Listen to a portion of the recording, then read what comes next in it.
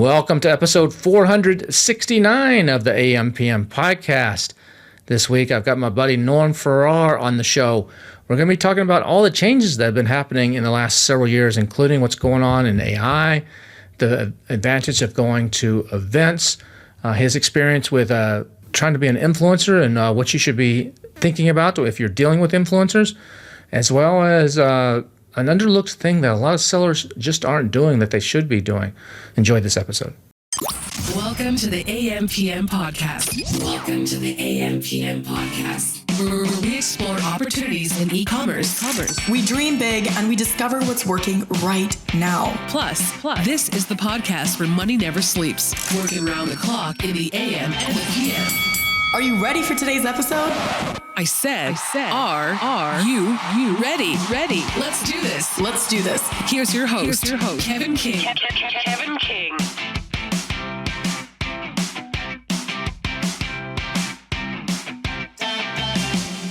Norm Farrar, welcome back to the AM/PM podcast. How you doing? Yeah, you know what? This is number 2.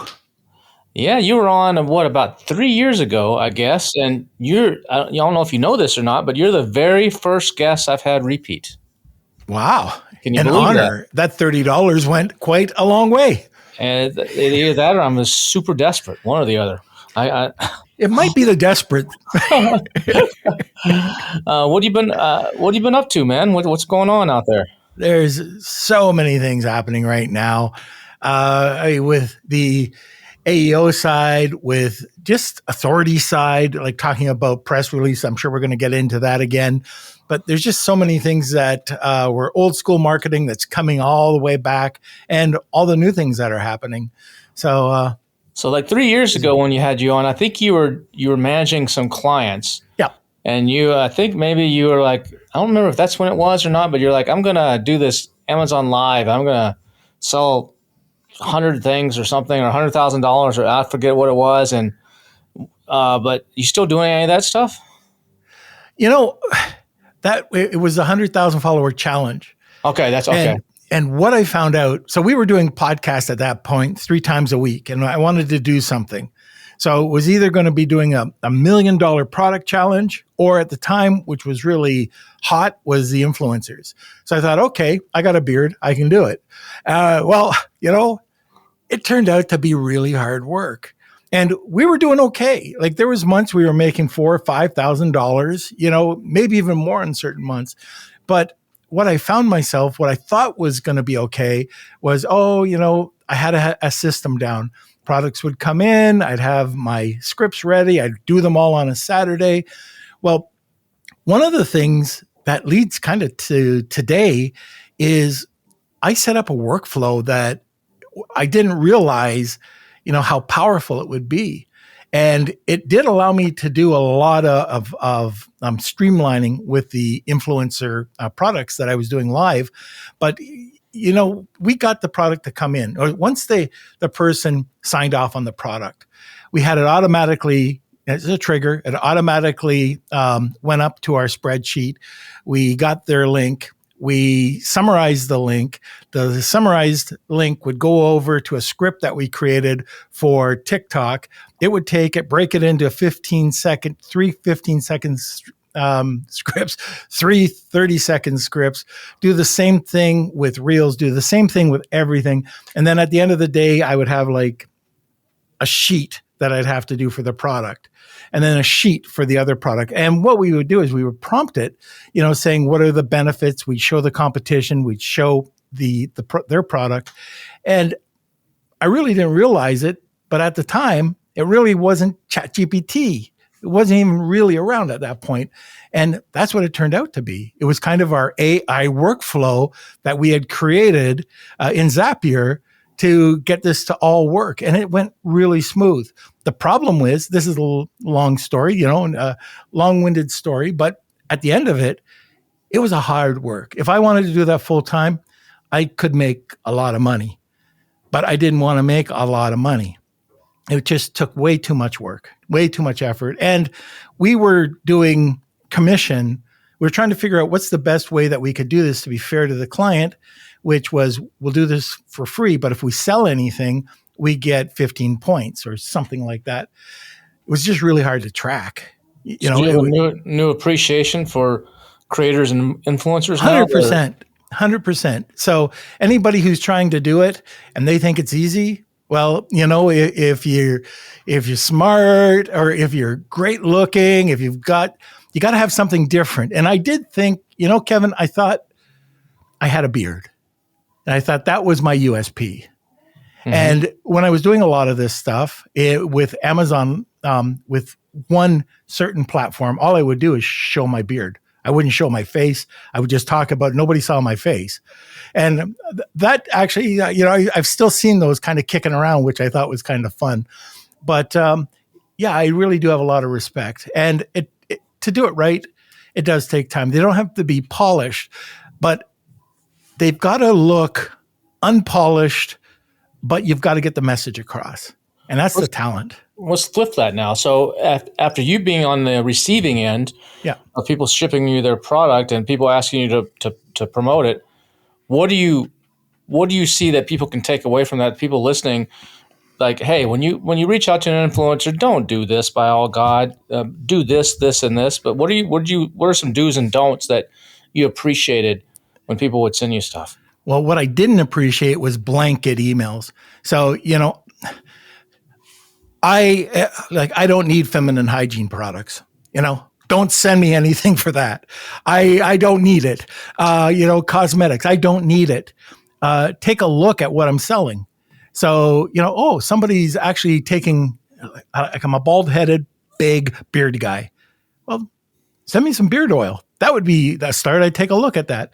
But one thing that was, that I think we could take away from this is that all these just if you blanket somebody and just like a blanket email, you're not going to get results. If you take the time to at least take a look at what the person's selling or their style of selling, then that's a big bonus. If you like some of their content, that's a big bonus. And this is the biggest thing. If you think a creator's just going to do it for the product, you're wrong. Really bad creators are going to do it for free product. There has to be compensation. You have to. And the other thing that I didn't like, and I saw it not so much with me, but I saw it with some other creators I was interviewing, is that people took their creative and put it all over their other channels. So, for example, you know, you might do an Amazon Live, or you might be doing something on TikTok. All of a sudden, it shows up in Instagram or over on YouTube. That's not fair. And people that intentionally do it, that's just unethical. But that's the one pet peeve that I really hated, that people think that, you know, I can just take all this creative and put it somewhere else. You know, like with any of my other social media. But the people that were clear and the people that took time to take a look at what I did and maybe followed, that was great, you know, and I'd appreciate that. For the most part, I took a look at product that I wasn't big enough that it would just be, you know, stacked up in my inbox, but I would take a look at everything that came in. And if the stuff looked like it was just on a form letter or a form email, I would just put it in the trash. What's like one of the weirdest things and one of the coolest things that you did? Let's see. One of the coolest things I did was this, a purifier. It's an hydrogenator, I think it was called. It injected hydrogen or oxygen into water, and I sold a ton of them.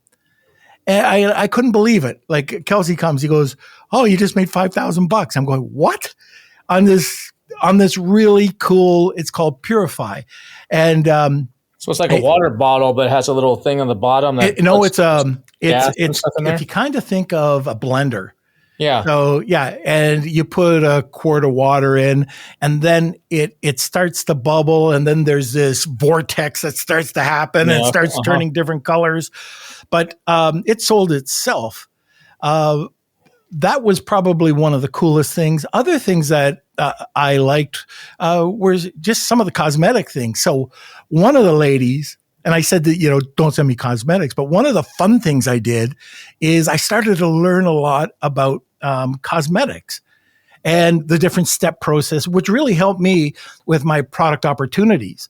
I saw that there was huge opportunities for just putting different types of cosmetics or supplements together. And I'd have people come on and they would, show me how to put on this makeup. And I thought it was kind of funny because I'm putting on makeup and my moisturizing cream. But the funnest one I think I had, and we still have the masks, are those red light masks. Uh-huh. So I was working with two very large companies that you would know right now. And I have a suit of red light therapy. I have it for my knees. I have it for my ankles. I have it for my arms, my hips, my back, my face. And Connie, she has her set and we still use it today. So that was a lot of fun. And just looking, I could go, sometimes all you need is a quick visual. And to go onto TikTok with one of these masks and start talking just kind of normally. Yeah, they boom, boom, boom, boom, boom. The beard start selling out from the mask. That's it, Something else that's happened, I guess, along the way since I talked to you last was you're now what do they call it? You're like a sommelier for cigars. Or you got you're like one of only like a handful of people in Canada. You said like 30 or something? No, 5. Five people in Canada that are like official. What's the correct term for it? They are called certified cigar sommelier tobacconists. So what does that mean? That means you know a ton of stuff about cigars? A little. Yeah, just a little. So we actually, one of the first times we met was over a cigar. It wasn't the first time, but you remember in Hawaii, we sat on the beach and we started having a cigar? Yeah. I kept having to move the chairs back. Because the tide was coming in. Right. Yeah. But cigars is something like people right now, some of them will be listening and going, oh my God, cringe. No way. Cigars, bad, taboo. It's also something that's very social. So, and I'm not going to get into it, but cigarette tobacco and cigar tobacco are two different things. And we can debate that all day long. But what it does, and you've been with me in these environments where you go in and you're either smoking a cigar or you go into a cigar lounge and you could talk about anything. And sometimes that comes up. And what this was, and I don't want to get into politics or anything like that, but there was a time when you could be on one side of the fence and the other side of the fence and have a talk without hating the other person. And I find that when you go into one of these lounges or when we meet up with a group of people, sometimes that happens. And there's never been a fight. There's never been somebody walking away. It's kind of like just a fraternity. We call it Brothers of the Leaf. And it is a true fraternity. It's, you sit there and not just men. There's a lot of women that are also getting more involved with this cigar culture. And I love it. I can sit down, I go outside, I sit down for an hour, hour and a half, collect my thoughts, come back, do my work. And it's kind of just like a ritual. Some people associate cigars with like having a baby and celebrating, or, something from the movies where it's a mafia guy's always got one hanging out of his mouth. Yeah. Or it's some successful businessman, they have the cigars and a little thing of whiskey over in the side, but it goes way beyond that, doesn't it? Sure. It's part of it's a social, cultural, I don't want to say, it's just a part of society that if you get into, the cigar world, it's a whole other world. It's not just, we're going to go, somebody had a baby, it's for celebration. Sure, that's definitely a part where most people have their first cigar and throw up once or twice. But when you get into it, it's kind of sitting down, you're enjoying it. This is something that's taken 6-10 years to make. 300 people have touched it. It's all sterile, but you're looking at this perfectly rolled cigar, and then you have this whiskey that's, might be aged. And if you do it correctly, if you smoke it correctly and you enjoy it, then you sit down and you watch. I've seen people completely stressed out. I'm sure you have too. But I've gone into lounges and I'm just there by myself having a cigar. And I can remember one time in particular, I was drinking at the time. So I had my drink and I had my cigar and I was just sitting down relaxing. And this guy was completely stressed out, came in, he got a drink, he got a cigar. And it was like, as soon as he sat down in these big plush chairs in the cigar lounges, he sat down, you almost saw the stress go right off his back. And in fact, we ended up talking and nothing about what he was stressed out about, but we were talking about something else. And that's what I love about it is you can take somebody that's in the worst, like having a terrible day, sit down, have a cigar, talk to people. We've done it many times how many times have strangers come up to us? We're sitting there having a cigar together at an event. Yeah, we met I met through smoking cigars. I met like Dan and several people. I mean, I could probably list off a bunch of people that I've met because of smoking cigars, because it's an instant fraternity. It's an instant brotherhood or sisterhood right away. And it's calming. It's not like drinking alcohol where you're getting, progressively worse and worse and you don't know what you're going to say and you're mumbling and stumbling. Cigars, a good heavy cigar can give you a buzz, but it's a different kind of thing. It's a chill. It gives you, you're doing something because you're smoking, so you're not getting bored as you're talking. There's something to it. I mean, how many Amazon events have we been to? What's that one in Chicago where we're like, oh yeah, we're going on this balcony and anybody meet us, and we had 20, 25 people out there. Some smoking, some not. Some on the Sellers cruise. Yeah, that was the one I think where there's about 30 people all gathered around. And again, some smoking, some not. And I mean, if you don't want to have the smoke, then, fine. And most of the time too, if you're outside, even better, because then the winds just sit the opposite way the winds are blowing. Yeah. But I find that a lot of $1 billion seller summit too. Remember, we're all out there on that balcony on the Driscoll. Yeah. So there's a lot of Amazon sellers. Will enjoy a cigar from time to time and enjoy that bonding. Take a look who was there, by the way. There were, so if you just started selling and you went to that BDSS, and this happens, to any major event, but the guys that are out there, they were all, if you take a look at it now, what I would call all tier one, either sellers or service providers. And what a great way to network. Yeah, it is a great way to network. And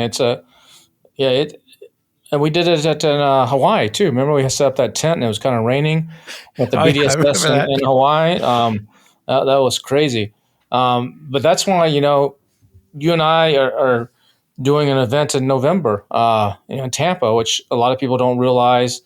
Tampa is the cigar capital of the world. It's not Miami. It's not Cuba, where a lot of people think it is. It's actually Tampa. And that culture there, it surprised me when we went to check it all out and kind of do the whole weekend that we're going to be providing everybody. We went there and I think I told you, I was like, man, when you come to Austin, there's a barbecue place on every corner and we're known for our barbecue. You come to Tampa, there's a cigar lounge in every corner. In Austin, we have, 3 cigar lounges, 4 cigar lounges for a city about the same size as Tampa. They have one on every corner. They must have 50 of them there, including like the number one in the world in an old church. And so you and I decided that, hey, let's set up a weekend for people. It doesn't have to be an Amazon seller. It can be anybody. It can be your friend. It can be anybody. And let's just, no presentations, no stress, just 3 days of a handful of people, 20 people or so, going to about 10 different cigar bars, doing a cigar cruise. The museum. Learning how to roll cigars, seeing the history of it.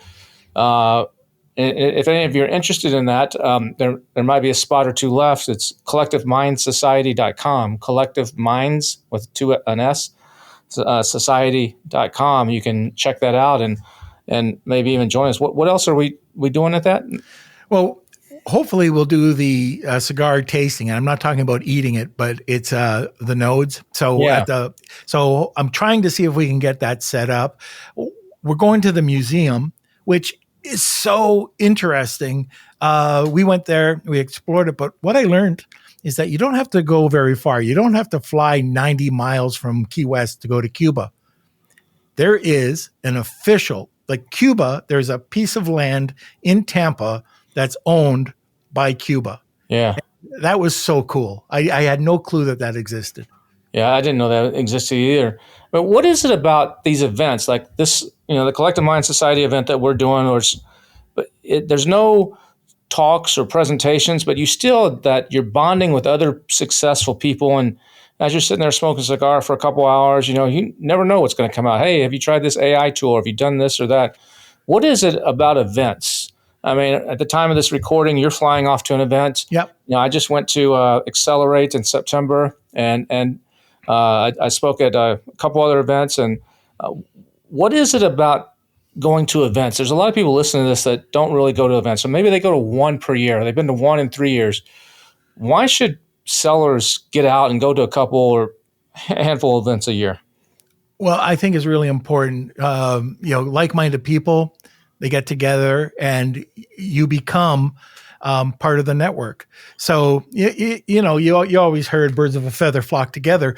But the other thing is everybody who goes to one of these events, it could be one that's $49 or it could be one that's $5,000, but you're putting your own money in to learn and to become educated. And while you're at this event, the person next to you or the person to the other side of you, they're doing the exact same thing. And I know just from the times I've gone to events, I get to network with people. And I go out, if they're having a networking lunch, we'll go. And Kevin, we've done this before. We've gone to a podcast event and we didn't know anybody. And then by the time we left, we knew like 100 people. And we got names and numbers of people in the industry to help us with either services that we needed.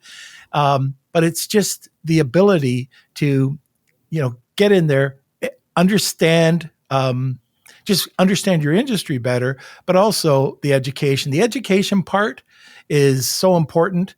The networking part is even more important. And I'll tell you another thing. If you go to an event that you have this going on, sometimes we went to a high-end event in Paris in some 9th century castle, and where we learned a lot from the event itself, but sitting around that fire, having a drink or smoking a cigar and just sitting there telling stories. And maybe the odd thing about Amazon might come up or e-commerce. And I'm telling you, the nuggets like that we picked up from some of the people that were out there were crazy, but you're breaking bread with people, you're smoking, you're laughing. And that's completely different than seeing somebody on stage or just talking to the person next to you.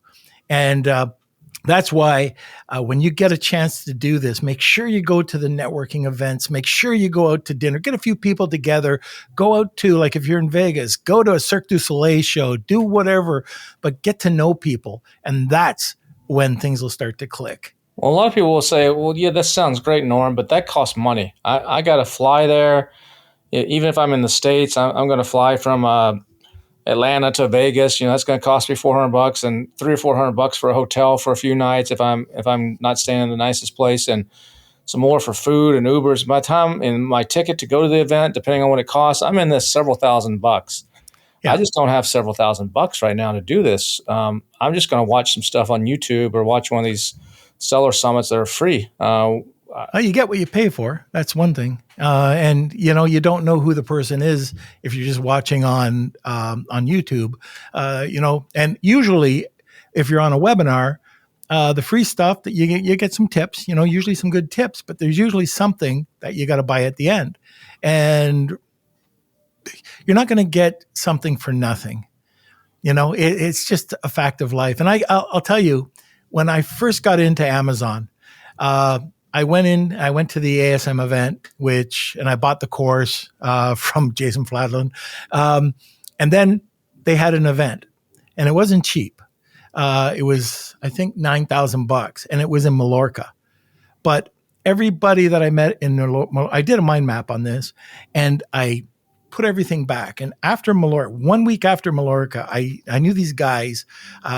They're called Helium 10. And there was a guy there, Kevin King. I wrote him and I said, hey, can I get this discount? No. So I had to pay full price to go out to Cancun.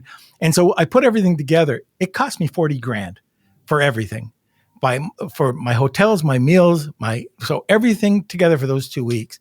But I probably made in excess of 7 figures over a 3-year period from the people that I got to know. And I could call you, and we weren't great friends back then, but, in belonging into the forums, going to other events, really getting to know more people, but getting to know the top of the top. Anybody who's going to put $9,000 or $10,000, yours was, I think, $8,400, I think. Yeah, something like that. Yeah. Yeah, something like that. But you still had to get there. There was a lot of costs involved. But I got to know just tons of people. Dima was there. Tomer Rabinovich, Ezra Firestone, like all the top of the top. That Ezra, ended up. Yeah. That's why I tell people, like, the Helium 10 Elite workshops, those of you listening that are Helium 10 Elite members, go to the quarterly workshops. I mean, don't just do the stuff online, but actually go to the quarterly workshops as well. There was just one just recently before Accelerate, and every 3 months they do another one, sometimes in Europe even. So try to get out to those as much as you can. But hey, besides the event stuff, what do you see is the biggest change that's happened in the last couple of years from a seller's point of view? You have tariffs that are putting a squeeze on a lot of people. You have Chinese sellers, the more and more of them coming in, and kind of like, if you don't have a big moat around your product, it's harder. The aggregator wave is gone to make that quick, easy money and exit. I see a lot of sellers out there kind of freaking out and crying. And I've had other leaders from other groups and stuff reach out to me. Hey, you kind of seeing this in your communities too? And I'm like, yeah. What do you see is big that's changing and scaring people, and what they should be paying attention to in the selling world? Well, what's new is old, and what's old is new. That's the thing. Back in the day, if you wanted to start a business, you'd have to invest $250,000 into property, stock, putting everything together just before your launch. Today, I still look at it. Maybe it's because I'm older, but I saw what it was back then, and I see what it's like right now. And I still get excited that people can still make it. But if it's a quick buck, well, you might have that odd home run, but it takes work. And I was thinking about people like making that quick million just before the aggregator boom. But you remember we'd go and we'd see all these young guys and they'd made their million and it was their first million, and they weren't quite humble. they were a little cocky, and they didn't have to do anything, and it just kind of fell in their hands. Well, it's not like that. You got to build that brand. You got to figure out what's working. You got to go with the trends too, because we know right now, authority. What's happening with Google. You have to be an authority, and you have to learn what they're picking up on. So you got to be up on what's happening with the SEO, with AEO. And we talk about that all the time. But even press releases now, we found that like I've been in press releases 15 years. I don't know. I've used maybe even longer, and I've always used them, but it's come back so strong, especially now. You put out a press release. This is one way that you can get into the LLMs if it's done properly. And the LLMs, in case you don't know, this is like ChatGPT, Perplexity, Claude, Gemini. And I showed you the other day, I called you and I said, look, I just did this for a brand. And within 5 hours, we were the number one keyword that came up in all of the LLMs. And it was shocking. But it's just taking control, becoming the authority. We've talked about something that Dennis Yu taught us a little while ago about Google Knowledge Panel and how important it is to have that spider web of people with Google Knowledge Graph. Google Business Profile is still huge. So if you tie all these together and you tie in a few press releases, and you are the authority. So with Google Knowledge Panel, I'll just go back to that for a second. Super easy to get as long as you're an authority of something. So if you have a social media following, if you have some sort of service, if you have a brand, you can go in and apply for Google Business Panel, Knowledge Panel.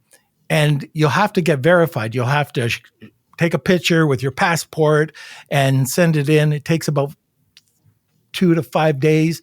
And if Google says you're verified, and now you're shown as an authority. Your panels are shown differently in the search engines when somebody searches your name. So there's a lot of different things going on, Kev. And just in AEO, we're just starting to hear about this. And how can you be shown in the people always ask, or where are they getting their information? Well, agencies are good for that. You can do it yourself, but going to Reddit, going to Quorum, here's another one that Dennis, you said, and I don't see a lot of people doing. Go into the people always ask, see what those questions are, and just keep digging into those questions. Those are all the questions people are asking. Take a 1 minute, 30 second to 1 minute video every day and publish that. And guess what? You're going to start getting ranking and authority because you're answering questions that people are asking, and you can get that information free. Very little research by just going to people always ask and digging down. Isn't that cool? That is cool. Yeah, that's an easy technique that any product seller or anything can do. You can take them off of Amazon. You can take them off of like answerthepublic.com. You can take them off of a lot of places. Well, a lot of people, though, are saying, this AI or AEO or GEO or whatever you want to call it stuff sounds EIO. EIO, EEO, whatever. They're all saying, this sounds great, but you know what? That I don't think that many people are doing that right now. I'm going to stick with what I've been doing, and that there is some truth to that. The foundational stuff of making sure your listing's optimized, making sure the keywords are there, making sure all this stuff, you still got to do that. But at the same time, there's another layer you can put on top of that optimizes you for the AI, the Rufuses, the Cosmos, the outside stuff. What are you seeing people doing around that, if anything? Well, first of all, for people that think, it's too early, there's a group of us, and that might make up 10% of sellers. It might make up 15%, but we're the innovators. We will take the chance. And sometimes it works, sometimes it doesn't. We'll probably pay a little bit more. And then everybody also follow. But guess what? The innovators were the ones that went to Amazon back in 2012 and 2013. And when everybody else came in, they were already there. They were in Amazon. They were rock solid as long as they had the review moat going and everything. Exactly. So as long as they had, like you said, the foundation, they could build on it, and everybody had to eat their dust. And that's what we're doing right now. Those people who are getting and laying the foundation in the LLMs, becoming the authority, doing everything that you need to stay ahead of the game, it'll be so much easier, and we know it's going to be easier. Like, take a look at technology. The old computers. I remember this when you had to install, and you have a batch and a config file, and you had to figure out not to slow down your computer, what would be first and what would be second, third, fourth, fifth. Then in 1995, Windows came out with plug and play. You just plugged it in, and it made it that much simpler. And will that come? Probably. But right now, there's a lot of things that are going on that we got to do manually. And we're going to, I don't know about you, Kev, but I think I know, you're not going to stop at just getting out there. You're going to get in with 2 feet, and you're going to be the innovator. Yeah, I agree with you. I think right now is the opportunity when it comes to whether it's on Amazon or off Amazon to get positioned, get that early positioning in AI and kind of ride that wave. And it's not going to be any easier than it is now to get that positioning. It's only going to get harder and harder, just like Amazon became harder and harder to actually sell on. And then I think also, what do you think about, there's a lot of people listening to this that are probably just Amazon sellers. And that used to be, everybody said, no, just focus on Amazon. That's what the aggregators want. They just want ASINs. But now You talk to some of the aggregators that are still around, they're like, no, we want well-rounded companies. We want brands. So where should people be looking besides Amazon? Should they be looking at Walmart? Should they be looking at TikTok Shop? Should they be looking at Shopify? What should be their next steps if they started on Amazon and they're trying to be more omni-channel? Well, that's it. Omni-channel. I remember the day where if you were omni-channel, aggregators, brokers, none of them were looking at any of that except for Amazon. If it was Amazon focused, that's where you made your money. There wasn't an extra zero for anything else. Now you have to be omni-channel. And it's crazy if you're not, because you still can wake up one day and all of a sudden, you're suspended for something. So yes, Amazon for sure. It's a great channel. But before even going into Amazon, when you're building your brand, you want to think about a few things. And I'm not afraid of Chinese competition. I always said to you about perception. I've always believed in perception. This goes back way before this, when I was doing a lot of other businesses outside of e-commerce. It's all perception. You can get a lot more money just by doing your packaging differently, or when they open up their packaging, how it's perceived. Like I call it unveiling the product. But that's one thing, is just making sure that your packaging is good. Now, if you're ever decided that you wanted to go into retail, you want to take a look at your brand and retail packaging. Maybe you could do that for Amazon as well. A lot of the times people choose to go into retail and they find out, I got a problem. I don't have my brand retail ready. Now I got a problem. And that's something to talk to your packaging people for. You can still have it on Amazon. It still goes out in the same box, but you just make a few differences, like a different configuration, maybe. Maybe you have it where there's certain information on the outside, or it could be a hang tag, or it could be something that will allow you to go right into retail. But also the catalog, very simple catalog, very simple to do. So retail, I think, is one of the areas that people are overlooking. And it doesn't have to be huge. You don't have to worry about cash flow. You can start out with mom and pops, and there's apps out there that'll find it. Apollo's one of them. There's AnyBiz. There's a lot of companies out there, apps that you can choose and find out these mom and pop stores in your local area. We all have them. So you start there. And if you're selling beauty products or pet products, they'll buy a case and they're going to pay you up front. That's the starting point. Maybe you hire somebody to go out and call 100 of these and see what they do. Maybe you go out and visit them in the surrounding areas on a Saturday or a Sunday. So that's something you could start with. But Walmart's doing good. Walmart, now with their AI, Sparky, I think it's called, they've been struggling and always in, the eating Amazon's dust, but they're trying their best. And we've got TikTok Shop, and there's a lot of different platforms that are coming. I don't think that these are the three that in 3 years are going to be the only three out there that we've got. I said this about Walmart years ago, is that somebody is going to come up and compete against them. I didn't know how. They were so huge. Like, I think there's a Walmart, every 16 miles or something? Yeah. Something like that? Yeah. And all of a sudden, there's Amazon. There's a Walmart, within range of every person within 6. Yeah. Yeah. So now with Amazon out there, who's going to be that new player? I can't tell you that, but I got to keep the radar up. So TikTok Shop, if you have the right product, Walmart Marketplace, Amazon, of course. Take a look at retail. Take a look at the local shopkeepers. And if you do get into some of the larger retailers, there's lots of things you can do to help with your cash flow, like factoring, for example. But don't be afraid to take a look at retail. It's a great opportunity.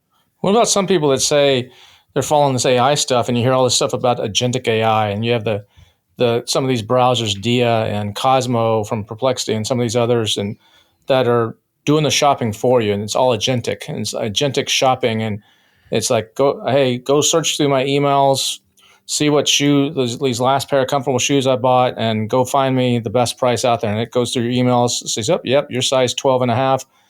You like this and this. This is what you paid last time. And it goes and finds it and even orders it perhaps on your case, on your behalf. And so you're not actually going to the site to actually look and peruse or shop around or window shop. What do you think's happening in there? And do you think that's going to be something that grows and grows and grows? And right now it's very small, but do you think that's something that's going to catch on and to where you're going to see a shift in maybe 40% of the people are actually going and window shopping and looking around? The other 60% of the buys, especially for commodity type of stuff, are just robots? Yeah, I don't know when it's going to roll out. I'm sure it will roll out and it'll catch on fairly quick because the generation that's coming up, they're going to be used to this, right? But here's the trick with that is that as a brand, how are you going to get their attention? How are you going to, like it's the AEO, it's how are you going to get noticed by Perplexity? So Perplexity has the opportunity to show you as a brand, or any of these, like how is your company, how is your brand going to get recognized by Perplexity? And you can see right now they have an affiliate program going, right? So you show up on Perplexity and guess what? They're getting an affiliate. And ChatGPT is doing that too. They're going to have some advertising and stuff in there that's coming as well. So brands have to know, or agencies have to know, and there's so many crappy SEO agencies. I would probably say the high majority, 80% are crap. They don't know anything. Like they know they know old techniques that don't work nowadays. But if you get a company that's on the cutting edge with SEO, that's doing things right, then you got a winner. And that's the same thing with moving forward with all of the AEO that we're talking about and and just getting into the different LLMs. It's important. Well, another thing that I think a lot of sellers overlook, and you and I see this, is email. I know when I started my newsletter a couple years ago, the $1 Billion Sellers, people were like, Kevin, why are you starting a newsletter? Nobody reads email. My ex-wife even at the time said something to that effect. And I was like, no, email is still the best medium. So I started the newsletter and now it's one of my most powerful, influential things. You've done the same thing with the Lunch with Norm newsletter and it's grown and it's doing well. Not only does it make money and make profits, but that they have influence and it can lead to other things. And a lot of brands though are still, maybe they send out a newsletter, but that's really not a newsletter. It's a marketing email. Yeah. It's not really providing value. It's just announcing their new stuff or new promotions or whatever, their crap.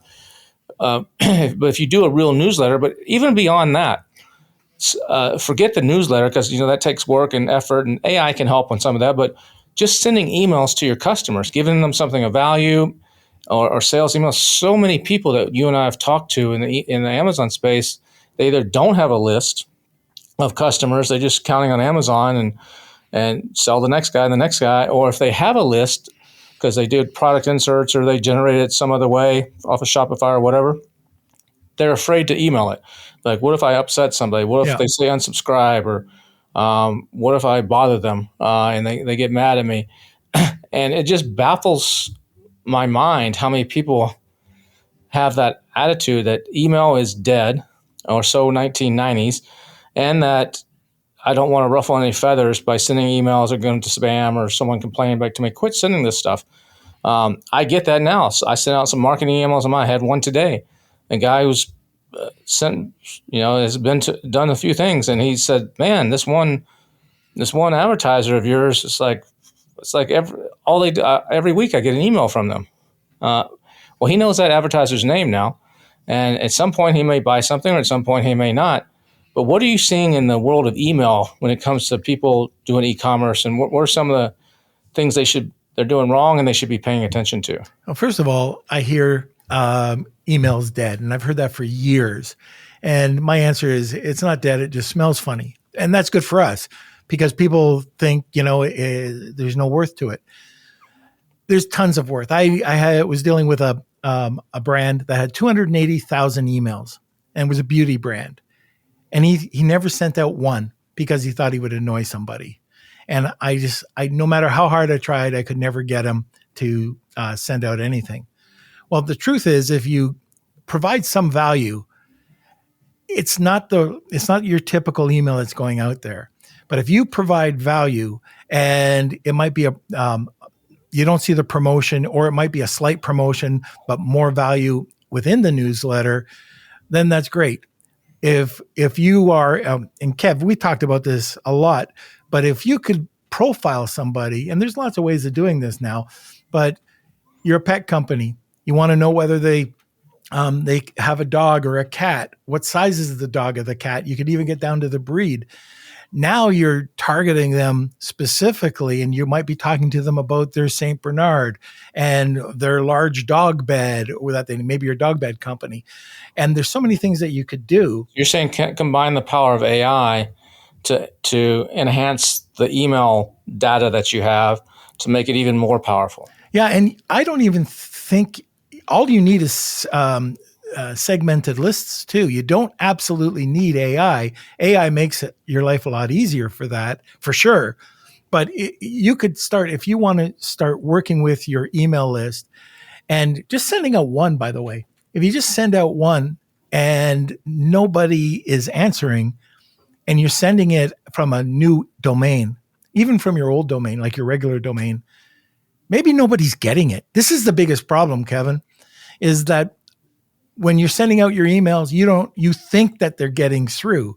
But the reality is, if you're sending out a blast and you're doing it wrong, which probably if you don't know how to do it, you're doing it wrong, I can guarantee you probably 85% are going directly into spam or promotions. And it's just like putting up a product on Amazon, say, I'm going to put my product on Amazon and wait for it's like a field of dreams, wait for the sales to come in. If you don't do the underlying stuff and the optimization and all that, then you're not going to have the same results. And the same thing applies to email. And a lot of people either don't understand that or don't know what to do. And that can affect everything dramatically. Yeah, I sent you over this graph of a client that was going in and he wasn't found. 85% were in spam. Nothing made it to the inbox. Nothing. It went to promotions. So there was that 15% that went in. Well, that's the guy that says email doesn't work. Yeah. That's the guy that says email doesn't work. And he's going to miss out, or they're going to miss out big time. You and I with our newsletters, what you in the 60%, I get 60, anywhere from 58 to 70% open rates on my emails, my newsletter right now. You're in that same kind of range, right, on yours? Yeah, and we're always working it. So we've just transferred our email. We're working on that right now.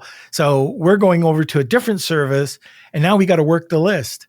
So now we've got to go out. We've got to seed the lists and make sure that the open rate stays at that high level. But there's a lot of work that people. First of all, here's a tip. Here's the nugget. If you can write down a nugget for the day, it's don't send from your own domain. You get a second domain. Have a second or subdomain or something. Yeah. And you always warm it up. Yeah, that second domain, wherever you're putting it. What's warm it up mean? People listening? It just means that you're getting it warmed up. So you're sending out just a small amount of emails, getting them into the inbox, adding seeds. So you can building a reputation, kind of building your reputation. With so Google, the domain, your domain is going to either be high, middle, low, or bad. And when you're first starting it out, it's probably going to be low. And so you're only starting out with a few emails. You're probably, there are companies out there that they call it seeding, where they'll find really clean email addresses, send them out, knowing that they're not going to go to spam, that they're going to go directly into the inbox. And over time, you start building that up, and then you can start sending out, 5,000, 10,000, but you're not going to do that right off the bat. It does take time. It's a longer term process.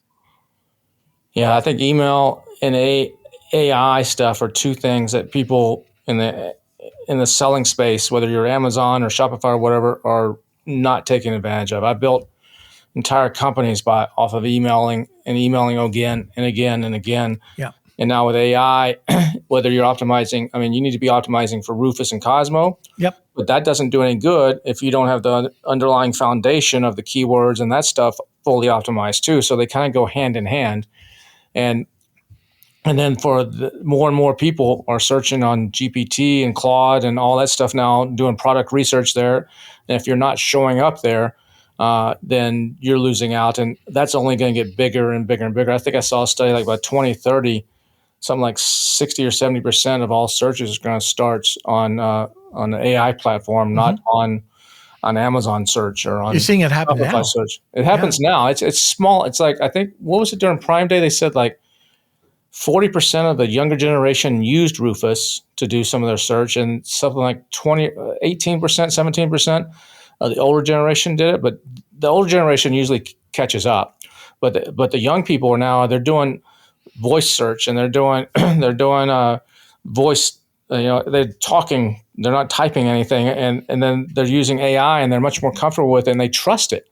It's amazing how much. I remember the CEO of Pattern was at an event recently, and he said that as a gift of all of his kids, that when they turn 16, they give them a car and they make some recommendations. Like, we think you would like one of these three, pick one. And the kid didn't do that. They went to ChatGPT and said, hey, I'm a 16-year-old, blah, blah, blah, and I like to do this, this, and this. What kind of cars would you recommend? It came back with some different cars, and she went with that over what her parents recommended because she trusted that more than what her parents said. And that's that generation. And that's going to be working its way up more and more and more. And if you're not optimized for that, then I think you're losing out. So you have a service or company that's actually doing some of that right now, right? Right now, yes. It's called Dragonfish. Been working on it for a while, and it's email service as well as the AEO service and a couple other things tucked in there. But we're on it. What's that? Dragonfish.co or something like that? Or what's that? It's it's changed so many times. It's dfci.co. dfci.co. If you want information or some help on that. Before we wrap up here, we got just a minute or so left. Yeah. Is there any other thing you're seeing out there that people need to be paying attention to in the Amazon space, either right this second or what you're seeing across over the horizon? Well, one of the things still is listings, right? I don't think there's still a lot of people that haven't taken the time to understand Amazon's new compliance. So get out there, ask ChatGPT. I did, it answered, and it was correct. But just taking a look at images, a lot of the images, the knife company that I use, it looked like a package and a knife. It used to work. Looks now when I used product pinions. What's it called? Image checker. Image checker. Yeah, it said weapon and tower. So I had to change that around. Yeah, you can use Amazon attribution for that, and inside Helium 10, PickFu, I believe, has something like that too, embedded. But yeah, those kind of things are definitely stuff you need to pay attention to. But speaking of paying attention to, if they want to pay attention to what's happening in the Norm world, how do they get lunch with Norm newsletter? How do they reach out to you or anything like that? Well, if you want to hear the podcast, it's Lunch with Norm podcast. That's live every Monday. And if you check out YouTube, last week's podcast will be published, edited, kind of flashy a little bit. Take out all the NASCAR wrecks that happened during the live podcast. And then lwn.news. That's lwn.news is where you can find our newsletter. And then, of course, I have the Marketing Misfits, which is with you. We have really incredible people on I think we publish every Tuesday. And check it out. Like, the list is incredible. These marketers, business people, just people that if you listen to one episode, you'll get nugget after nugget after nugget. So that's at marketingmisfits.co, or you can check it out on YouTube at Marketing Misfits Podcast. Or if you just want the 3-minute clips, the nuggets, you can go to Marketing Misfits Clips, and they're 3-minute and under clips. Awesome. Well, Norm, thanks for coming on and being my first returning guest. This has been cool. Yeah, it has been. Good talking with you. You want to go for a cigar? Let's go. Let's go for a cigar right now. I'll meet you in Tampa. All right. Very good. All right, man. I appreciate it again. Thanks for coming on. Yep. I always hear people say like selling online, e-commerce is dead. Move on to something else. I couldn't disagree more. I think the best opportunities are now. Is it easy like it used to be maybe on Amazon? No. But if you can utilize a lot of other tools outside of Amazon, like Norm was saying, going on to retail or using email or using AI and doing all this stuff, the opportunities are immense. And we're at the beginning stages of some of these. And if you can ride that wave, you're going to have great success selling. Hope you enjoyed this episode. We'll be back again next Thursday with another edition of the AM/PM podcast. Take care.